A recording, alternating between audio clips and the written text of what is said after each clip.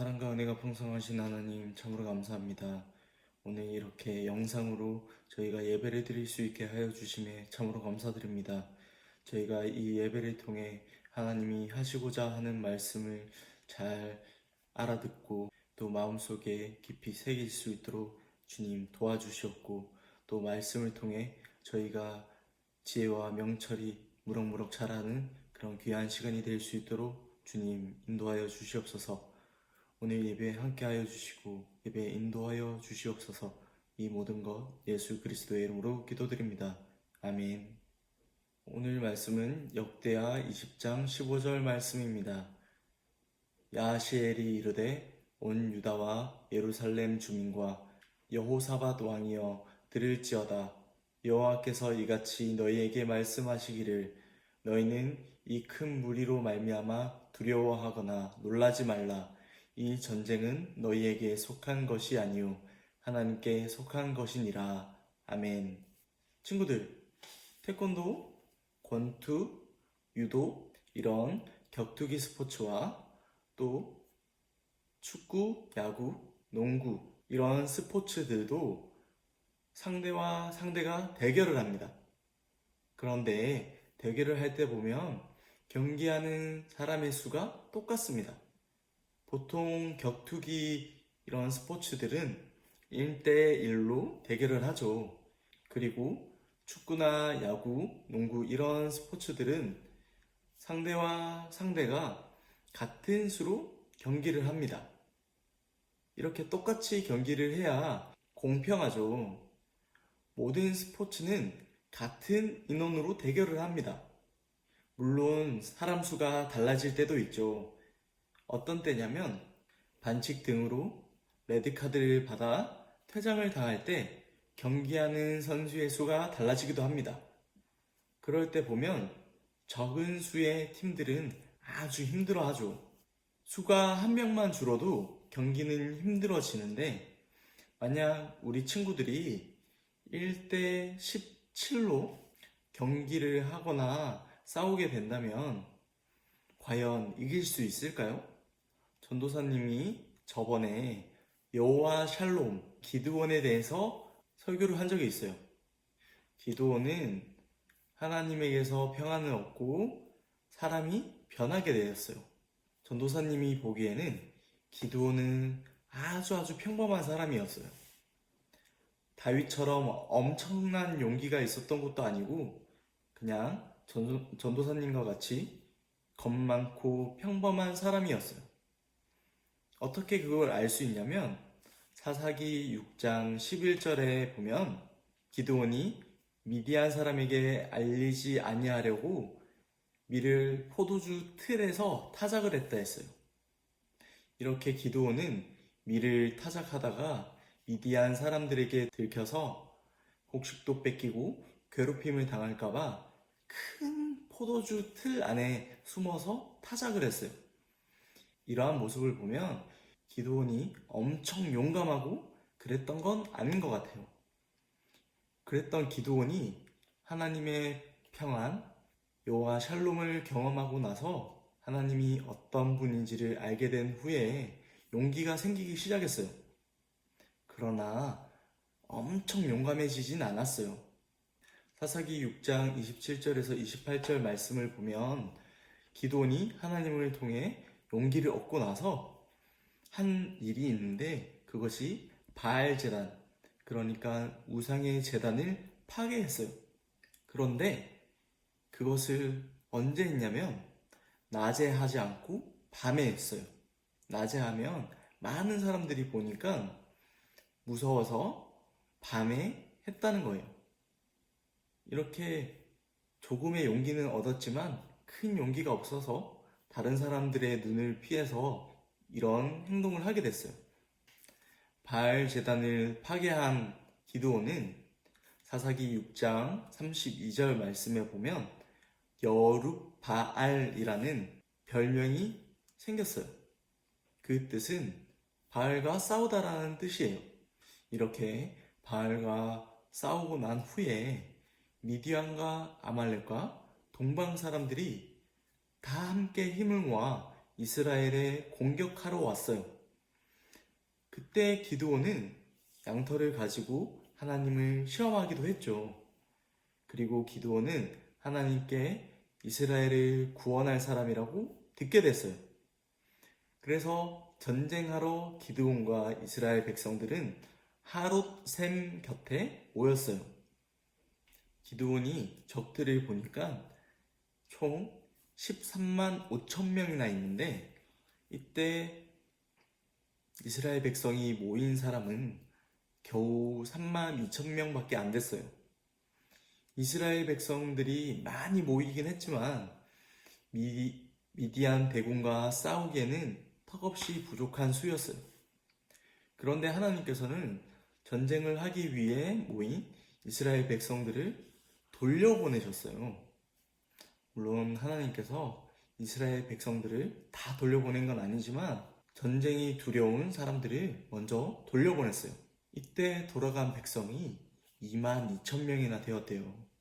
그리고 남은 사람은 겨우 10,000명밖에 안 됐어요. 미디안 대군 13만 5천 명과 이스라엘의 남은 병사 10,000명. 하나님께서는 13만 5천 명이라는 큰 대군과 싸워도 이길 수 없는 턱없이 부족한 숫자인 10,000명인데도 불구하고 하나님께서는 또 한 번 백성의 수를 줄이셨어요. 이번에는 어떤 식으로 하셨냐면 백성들을 물가로 데리고 가셨어요. 그리고 물을 마시게 하였는데 물을 손으로 움켜쥐고 이렇게 마시는 사람 300명을 제외하고 남은 백성들은 다 집으로 돌려보냈어요.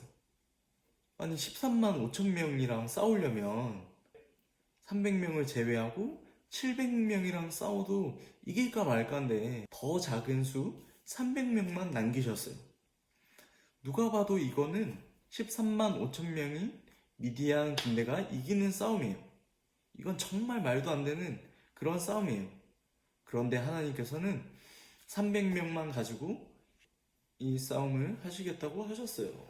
기드온은 이 상황을 보면서 어떤 생각을 했을까요? 기드온은 처음 모였을 때 숫자 3만 2천 명이라는 수로도 13만 5천 명을 이기기가 힘든데 겨우 300명이라니 300명으로 이기라는 말은 정말 말도 안 되는 싸움 아닌가? 이런 생각을 했을 거예요. 그리고 계속되는 두려움에 사로잡혔어요. 기드온의 두려워하는 마음을 아신 하나님께서는 기드온과 그의 부하를 적군의 진영으로 몰래 다녀오게 하셨어요. 기드온은 우연히 적군의 병사가 이야기하는 것을 엿듣게 되었는데 그 병사가 어떤 이야기를 했냐면 내가 기분 나쁜 꿈을 꿨는데 보리떡 한 덩이가 미디안 진영으로 굴러와서 한 막사를 쳐서 위쪽으로 엎었는데 그 막사가 그냥 쓰러졌어. 이건 무슨 꿈일까? 그랬더니 옆에 있는 친구가 그건 하나님께서 이스라엘과 미디안의 싸움에서 이스라엘이 이기게 하신다는 뜻이야. 이런 이야기를 미디안 병사들끼리 이야기하고 있었어요. 이것을 들은 기드온은 기분이 어땠을까요? 맞아요. 너무 기쁘고 너무 좋았어요. 하나님께서 약속하신 이스라엘이 미디안 군대를 이긴다라는 그 말씀이 이제서야 가슴에 와닿게 되었어요. 하나님은 두려운 마음에 사로잡혀 있는 기드온에게 미디안 백성을 통해 용기를 주셨고 확신을 주셨어요. 이렇게 확신에 찬 기드온은 하나님의 약속을 믿고 행동하기 시작했어요. 그리고 나팔과 빈 항아리를 준비해서 항아리 안에 횃불을 감추고 적진 근처로 내려갔어요. 밤 10시쯤에 기드온은 300명의 용사들과 가져간 항아리를 깨뜨리고 횃불을 들고 나팔을 불었어요. 그리고 여호와와 기드온의 칼이다! 이렇게 소리를 쳤어요. 쿨쿨 자고 있던 미디안 병사들은 항아리 깨지는 소리와 함성 소리를 듣고 화들짝 놀라서 옷도 못 챙겨 입고 자기 편들끼리 적으로 착각하고 서로 싸우게 됐어요. 이렇게 하나님께서는 기드온과 약속대로 이길 수 없는 싸움을 이기게 하셨어요. 오늘 본문 말씀 역대하 20장 15절 말씀 하반절에 보면 너희는 이 큰 무리로 말미암아 두려워하거나 놀라지 말라. 이 전쟁은 너에게 속한 것이 아니요 하나님께 속한 것이라. 이 말씀처럼 이스라엘과 미디안의 전쟁도 하나님께 속한 것이에요. 전쟁뿐만 아니라 세상의 모든 것은 하나님께 속해 있습니다. 속했단 말은 모든 것은 하나님 것이라는 거예요. 주인은 자신의 것을 마음대로 할 수 있듯이 하나님은 전쟁의 주인이시기 때문에 이 전쟁 역시 하나님 것입니다. 그래서 하나님께서 하나님 뜻대로 움직이셔서 이렇게 말도 안 되는 싸움에서 이기게 하셨어요. 사랑하는 유년부 친구들, 오늘 말씀의 기도원과 같이 우리는 아주 평범하게 다른 사람과 다르지 않게 살고 있습니다. 그러나 모든 것의 주인이신 하나님을 만나면 우리의 삶은 달라집니다. 기드온은 아주 평범했어요. 미디안 사람들에게 괴롭힘을 당하기 싫어서 숨어서 일을 하던 기드온이었어요. 우리도 어떤 어려운 일을 만나면 부모님 뒤에 숨기도 하잖아요. 그렇듯 우리도 기드온도 정말 나약하고 평범한 사람이에요. 그러나 하나님을 만난 기드온은 변했어요.